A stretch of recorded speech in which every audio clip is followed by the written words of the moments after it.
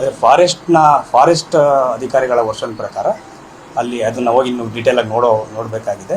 ಅವರ ವರ್ಷನ್ ಪ್ರಕಾರ ಇವರು ಕೋಚಿಂಗ್ ಮಾಡೋಕ್ಕೆ ಬಂದಿದ್ದರು. ಸೊ ಅಲ್ಲಿ ಮಾಂಸ ಸಹ ಇತ್ತು. ಅವ್ರನ್ನ ತಡೆದು ಅದನ್ನ ಮಾತಾಡಿಸ್ಲಿಕ್ಕೆ ಸಂದರ್ಭದಲ್ಲಿ ಅವ್ರನ್ನ ಮೇಲೆ ಫೈರಿಂಗ್ ಮಾಡಲಿಕ್ಕೆ ಪ್ರಯತ್ನ ಮಾಡಿದ್ರು. ಆ ಸಂದರ್ಭದಲ್ಲಿ ನಾವು ಫೈರಿಂಗ್ ಮಾಡಿದ್ದೀವಿ ಅಂತ ಫಾರೆಸ್ಟ್ ಅಧಿಕಾರಿಗಳು ಅವರ ವರ್ಷನ್ನ ಹೇಳಿದ್ದಾರೆ. ಸೊ ಈಗೇನು ಪ್ರಕರಣ ದಾಖಲಾಗಿದೆ ಇದನ್ನು ಕೂಲಂಕುಷವಾಗಿ ತನಿಖೆಗೆ 2 ವರ್ಷ ಇರೋದ್ರಿಂದ ಕೂಲಂಕುಷವಾಗಿ ತನಿಖೆ ಮಾಡಿ ಇದನ್ನು ಒಂದು ಏನು ಎವಿಡೆನ್ಸ್ ಇದೆ ಎರಡೂ ಕಡೆಯಿಂದ ಹೇಳೋ ಪ್ರಕಾರ ಅವರ ಕಂಪ್ಲೇಂಟ್ ಪ್ರಕಾರ ಅದನ್ನು ಕರೆಕ್ಟಾಗಿ ತನಿಖೆ ಮಾಡಿಬಿಟ್ಟು ಅದನ್ನು ಏನು ಸತ್ಯಾಸತ್ಯತೆ ಇದನ್ನು ಅದನ್ನು ಹೊರಗಡೆ ತರಲಿಕ್ಕೆ ಎಲ್ಲ ಪ್ರಯತ್ನಗಳನ್ನ ನಾವು ಮಾಡ್ತಾ ಇದ್ದೀವಿ. ಸರ್, ಅವರು ಫೈರಿಂಗ್ ಪ್ರಯತ್ನ ಅಥವಾ ಫೈರಿಂಗ್ ಆಗಿದೆಯಾ ಸರ್ ಆ ಕಡೆಯಿಂದ? ಯಾವ ಕಡೆಯಿಂದ? ಒಂದು ಅಧಿಕಾರಿ, ಒಬ್ರು ಹಿರಿಯ ಅಧಿಕಾರಿಯಿಂದ ಫೈರಿಂಗ್ ಆಗಿದೆ ಅನ್ನೋ ಥರ ಹೇಳಿದ್ರು. ಹಾಗಾಗಿ ನಾವು ಅದನ್ನು ಕೂಲಂಕುಷವಾಗಿ ಅಲ್ಲಿ ಹೋಗಿ ತನಿಖೆ ಮಾಡೋ ತನಕ ನಾವು ಕರೆಕ್ಟಾಗಿ ಹೇಳಲಿಕ್ಕೆ ಆಗೋದಿಲ್ಲ. ಬಟ್ ವೆಪನ್ಸ್ ಅವ್ರ ಹತ್ರ 2 DBBL ವೆಪನ್ಸ್ ಇತ್ತು. ಅದನ್ನು ಸಹ ಫಾರೆಸ್ಟ್ ಅವ್ರನ್ನೇ ವಶಪಡಿಸ್ಕೊಂಡು ಅವ್ರ ವಶದಲ್ಲಿದೆ.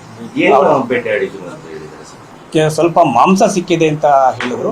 1-2 ಚೀಲದಲ್ಲಿ ಯಾವುದ್ರದ್ದು ಪ್ರಾಣಿದು ಅಂತ ನಾವು ಕನ್ಫರ್ಮ್ ಆಗಿ ಗೊತ್ತಿಲ್ಲ. ಅದನ್ನ ಇನ್ನು ಸ್ವಲ್ಪ ಚೆಕ್ ಮಾಡಿ ಹೇಳ್ತೀವಿ. ಪ್ರಕರಣ ಇದೆ, ಚೆಕ್ ಮಾಡಿ.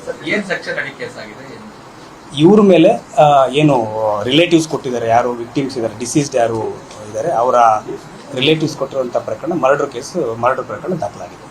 ಅವರು ಏನು ಅರಣ್ಯಾಧಿಕಾರಿಗಳು ದೂರು ಕೊಟ್ಟಿದ್ದಾರೆ ಸರ್? ಇಲ್ಲ, ಅರಣ್ಯಾಧಿಕಾರಿಗಳು ನಮ್ಮ ಹತ್ರ ದೂರ ಏನು ಕೊಟ್ಟಿಲ್ಲ. ಅವರು ಏನಾದರೂ ಪ್ರಕರಣ ಅವ್ರಿಗೂ ಸಹ ಪವರ್ಸ್ ಇರ್ತದೆ ಪ್ರಕರಣ ದಾಖಲಿಕೆ ಮಾಡಿರುವುದನ್ನು. ಬಟ್ ಇಲ್ಲಿ ದೂರ ಅವ್ರು ಕೊಟ್ಟಿಲ್ಲ. ಯಾರೆಲ್ಲ ಹೋಗಿದ್ರು ಅರಣ್ಯಕ್ಕೆ? ಅರಣ್ಯಾಧಿಕಾರಿ ಇಲ್ಲ, ಅದ್ರ ಬಗ್ಗೆ ನಾವು ಡೀಟೇಲ್ಸ್ ತಗೋಬೇಕಾಗಿದೆ. ಇನ್ನು ಹ್ಯಾಂಡ್ ಓವರ್ ಮಾಡಿಲ್ಲ.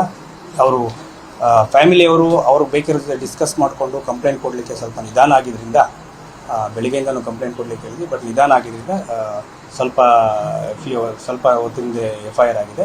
ಹಾಗಾಗಿ ತನಿಖೆ ಶುರು ಮಾಡಿದಾಗ ಸ್ಪಾಟ್ ಮಾರ್ಜರ್ ಇರುತ್ತೆ.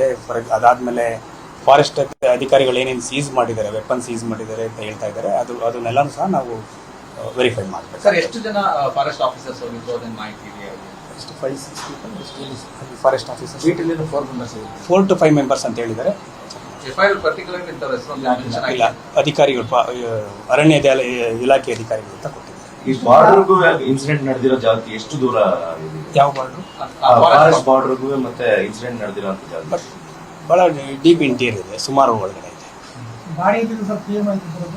PM ಇನ್ನೂ ಆಗಿಲ್ಲ. ಏನಾಗಿದೆ, ಈ ಕೇಸು ದಾಖಲಾಗಲಿಕ್ಕೆ ಅವ್ರ ಕಂಪ್ಲೇಂಟ್ನ ಕೊಡಲಿಕ್ಕೆ ನಿಧಾನ ಆಗಿದ್ದರಿಂದ ಈಗ ಅದಾದಮೇಲೆ FIR ಆದಮೇಲೆ ಬಾಡಿ ಇನ್ಕ್ವೆಸ್ಟ್ ಅಂತ, ಅಂದರೆ ರಿಲೇಟಿವ್ಸ್ ಪ್ರೆಸೆನ್ಸಲ್ಲಿ ಮಾಡಬೇಕಾಗ್ತದೆ. ಇನ್ಕ್ವೆಸ್ಟ್ ಮಾಡಲಿಕ್ಕೆ ರಿಲೇಟಿವ್ಸ್ನ ಕರ್ಕೊಂಡು ನಮ್ಮ ಅಧಿಕಾರಿಗಳು ಮೈಸೂರಿಗೆ ಹೋಗ್ತಾ ಇದ್ದಾರೆ.